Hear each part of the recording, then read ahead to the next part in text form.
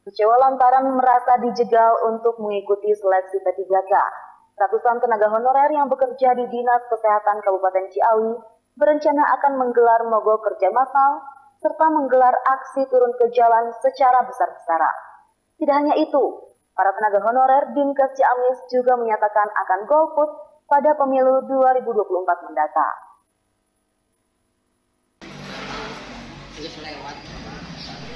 Rencana mogok kerja massal yang akan diikuti oleh ratusan tenaga kerja honorer yang bertugas di seluruh puskesmas di Kabupaten Ciamis ini sebagai luapan kekecewaan kepada pemerintah daerah Kabupaten Ciamis lantaran perjuangan mereka untuk bisa diangkat menjadi pegawai pemerintah dengan perjanjian kerja atau P3K kini terancam gagal.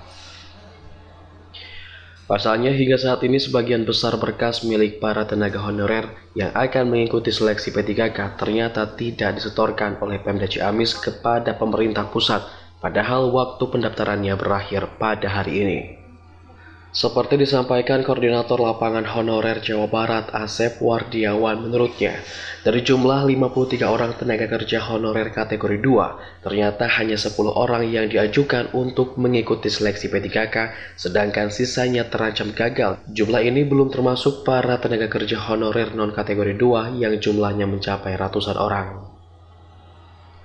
Menurut sumber di internal Dinas Kesehatan, munculnya permasalahan ini diduga akibat ulah oknum yang menahan berkas milik para tenaga honorer sehingga tidak diserahkan ke BKPSDM Ciamis.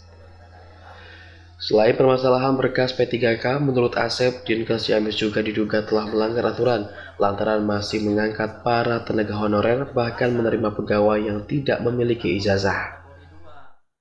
Untuk terganjalnya masalah seleksi P3K saat ini, kami mengharap kepada pemerintah daerah, khususnya Dinas Kesehatan ataupun BKPSDM, untuk secepatnya verifikasi data tersebut harus fix.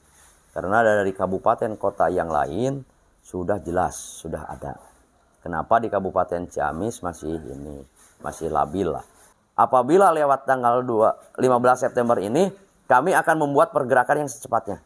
Kami satu akan mogok kerja. Yang kedua, saya akan turun tangan demo ke dinas instansi masing-masing.